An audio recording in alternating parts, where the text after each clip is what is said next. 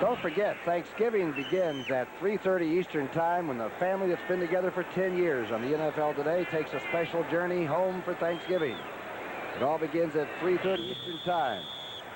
See Jimmy the Greek and Irv Cross and Brent Musburger as they carve up the bird. Here's the kickoff. Squibb. Stanley. Hit inside the 20 at about the 18-yard line by a covey of Rams.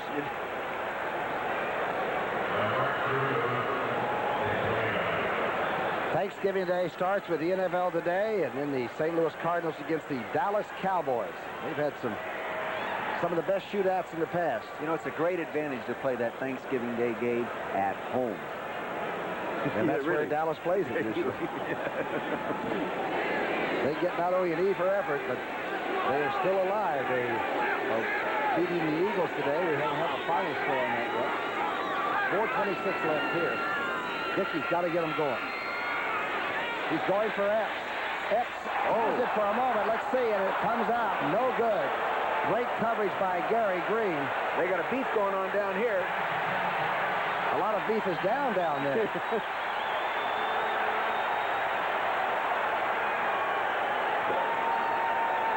The best way to break up a fight in pro football is to let him go for a while. 58 Mark Cannon was involved. It happened as I was watching the play go downfield, and all of a sudden I look up there and there's a dog pile down there. I'd be willing to bet you $50 a defensive back started it, but probably not this time. Here's the end of the real play down here. This ball actually was in the receiver's hands. He reaches out there nicely. He gets it there, and it's bouncing away, and it looked like he was going to make the catch, and the defender came over the top, Gary Green, and knocked it away. Good job, Gary. I'm so glad they're interpreting the rules and allowing the people to play that ball, though. That was a great duel between superior cornerbacks and superior receiver and superior speed. Second down and 10. Dickey is 18 of 32. 19 of 33. Kaufman lunging out over the 30.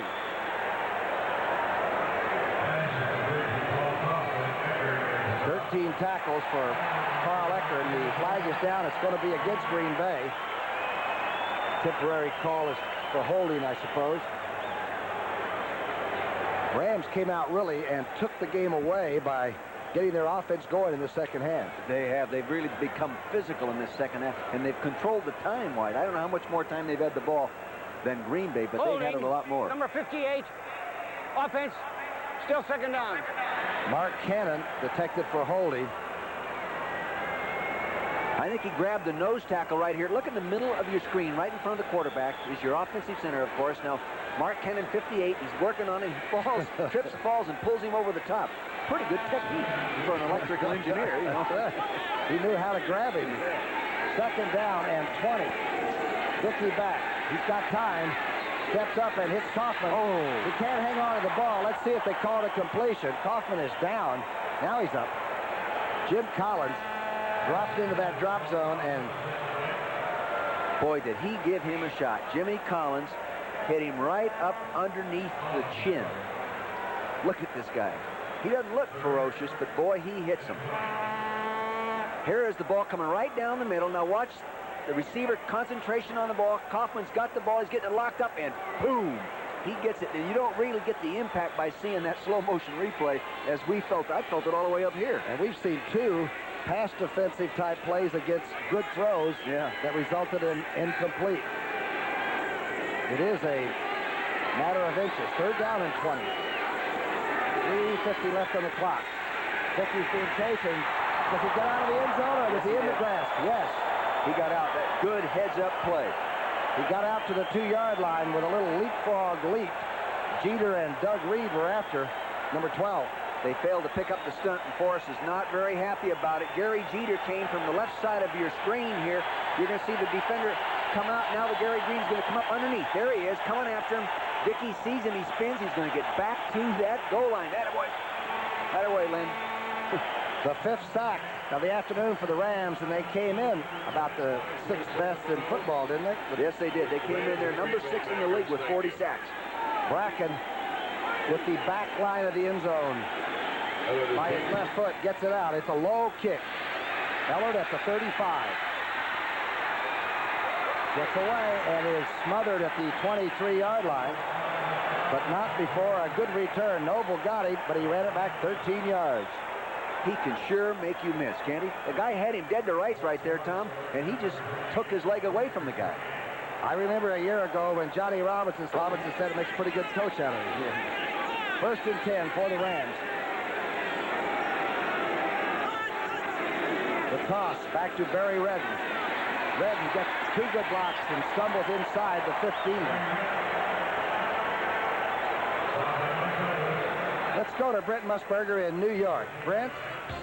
Rookie a blow today to the New England Patriots. Steve Grogan knocked out. Ben Rudolph of the Jets accidentally rolled up on his left leg, and he has damage to his knee ligaments. He'll miss at least a month. Tony Eason stepped in, and the Jets beat the Patriots with a field goal in overtime. That could cost the Patriots a spot in the playoffs. Let's go back to Brookie.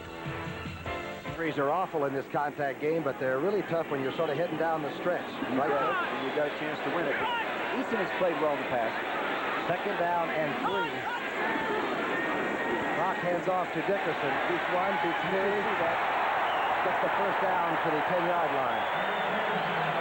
He is not only fast, he is strong and elusive. You know, he made that play on his own innate ability. You can call it game plan, you can call it strategy. Nothing like ability. To the north of here in the fourth quarter, it's Denver 28, the Raiders 28. Here's Dickerson. Now follow him. They get the ball right there. He gets it. That's Douglas. Yes, misses him right there. Now they overrun him right there. He's back. Brian Noble comes in on him, turns him back in, and draws the crowd. But he makes the first down. A timeout is called, but there's 2:01 on the clock. I think it was called by Charles Martin, number 94. Second year of a 5-year contract for Forrest Gregg at Green Bay, the community-owned football franchise, the only one. You need 5 years for your program, Dick? Oh, well, I think you deserve 5 years. 5 years, yeah. Sometimes you get it done sooner and get going like, some teams have done in the past. But 5 years, you get a chance to watch your drafts as you draft them in your first and second years mature and make the kind of contribution that has to be made to go ahead and win with as you add younger players. And Robinson, of course, inherited a pretty good football team and added to it quickly with Dickerson, and they've been in the playoffs for 2 years, the first two of his 3-year job here with the Rams. First and 10. Rams are going to wrap it up. They lead 31-17. Dickerson being swarmed under back at the 15, and the flags come a little bit late. Boy, that was a nice defensive line play by Alfonso Carricker, number 76, the left end. He came inside out on that play with vengeance. Packers, they took apart Detroit 43-10. They beat the Giants this year. They could have beaten Chicago. Young team, but they can play very good football at times. Well, I did 3 of their games in the last 8 games last year, Tom, and they won all 3 and played good football doing it. Pat Haggerty discussing situations with Randy Scott, the linebacker making the calls for Green Bay. Holding. Offense declined. Number 44. 2-minute warning. It's 31-17, and the opening kickoff was run back by Ron Brown for the Rams, 98 yards for the Rams' first score. And he ran one back later for 86 yards.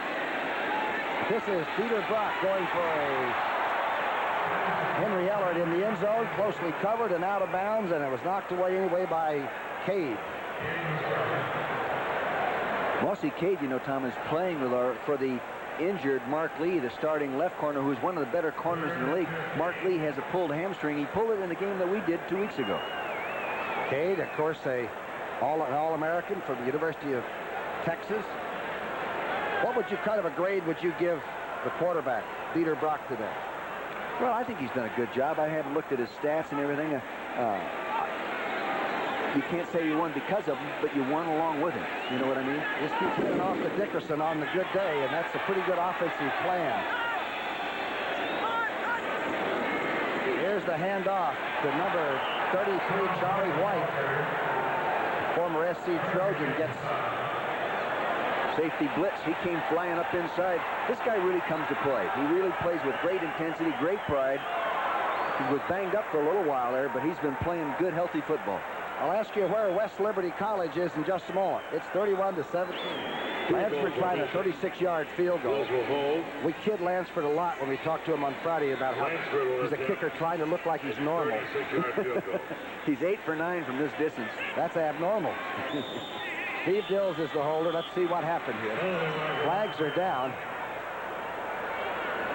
Look at the size of that offensive line up there. Oh, I know they're big. We've said that all year in watching these guys play. You know, I sat in the training room the other day and I talked to Lansford. He was soaking his foot in the hot tub. And I said, First 94, defense. I said, you know, like most of the kickers that I was around, I recommended they soak their head. Get them in the mood room, right? Martin just encroached a little bit even before the snap, trying to block it. Lansford, of course, has made a 40 and a 40 and missed a 31-yarder.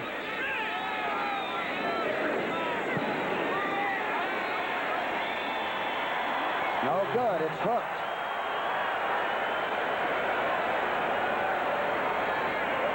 Put a little lotion on the instep. No, I tell you, he had a sore foot.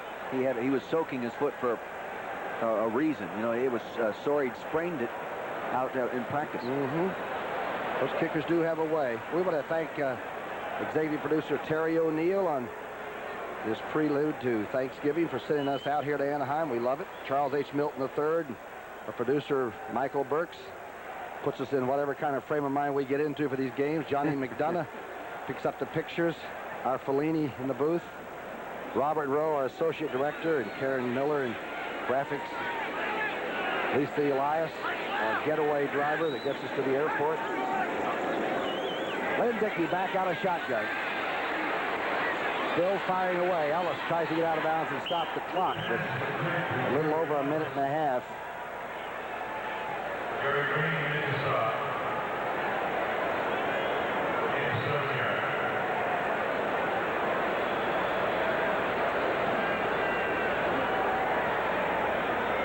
For you people that have been watching the New York Giants get on the St. Louis Cardinals for a 34-3 win, we welcome you. This is Tom Brookshire with Dick Vermeil at Anaheim Stadium.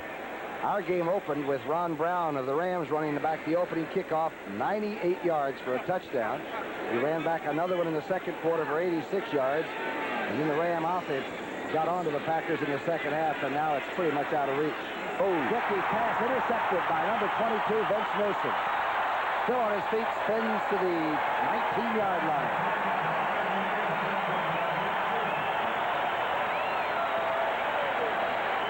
This is that opening kickoff that shocked Dick Vermeil and I. We had barely gotten into our harness to do the game. Ronnie Brown took this thing, got some nice blocks up in front of him, but there was a nice hole that just opened right there. Look, see that hole? James McDonald, number 83, got a clean-up block right there, and it was a foot race, Tom. And that was the kicker making the last attempt, Mr. Greco. World-class sprinter, puts it down the end zone, and he comes back later on in the ball game, like you said, the second quarter, and does it all over again. He told us one time, I said, what's the fastest you ever ran the 60? And he said, 6.07. I can't even relate to that. Can you imagine that? No, I can't. And he's a football player. Don't forget tonight on CBS 60 Minutes, everybody's favorite show, follows football, except on the West Coast. CBS always is so strong on Sunday night. Charles White and Mike Gooman in there now as Dickerson has done his job. Dickerson with 150 yards on 31 carries. For those of you that have been wondering where the Eric Dickerson was this year for the Rams, Dieter Brock handing off to Dickerson and completed enough passes. And really, it was the special teams play. Right now, the 2 touchdowns and extra points off those 2 touchdowns in the kickoff return are the difference in the ball game. 17-31, Tom, right there. And you know something? Green Bay's kickoff coverage was number 1 in the NFL last year, and I think it's number 7 or 8 in the NFL this year. Not after today. Again, the awesome impact of an Eric Dickerson that is humming against Atlanta. He didn't get a chance to really get the ball. He only had 16 carries for, I think, 40-some-odd yards. And don't forget the post-game show with all those scores. It's a real good wrap-up job from the NFL Today group back there, and things are beginning to take some shape. It looks like the Central Division of the NFC, where these Packers live, will probably not have a wild card team this year, as Detroit now goes to an even 6-6 for the year. The Vikings are down to a 5-7, and that's probably what the Packers will be in a few moments. Yeah, that's right. It's close. But out here, San Francisco still sits up there, the defending champions, and they plan on winning all the rest of their games, including the one tomorrow night. Well, you know, we've only seen the 49ers once, and that was against this group when they were 7-0 and gave them their first loss, and they looked like the Super Bowl champion that day. Second down and 9. And Craig Gleaver, my facts and figures man, notifies me up here. White knocked out of bounds, I'm told by Billy Friel, my spotter. Let's go back now to Brent Musburger in New York City. Brent, it's been wild out here. All right, and Brookie, it's getting a little wild down in Texas, too. About 4 minutes to go. The Eagles nailed this touchdown. Jaworski just drills the ball into quick. They tried an onside kick. It was unsuccessful. They came close. 10-point difference, 4 minutes to go. Back to Brookie. Well, the Eagles came back, so Jaworski, bandaged up and all, still did play. And that sounds like that Dallas offensive team's come. That division, a wild card team could come out of that division yet with the Redskins and, hey, even the Eagles. They flapped their wings enough. 31-17 here with 1:07 left, third down and 8. A handoff to Charles White.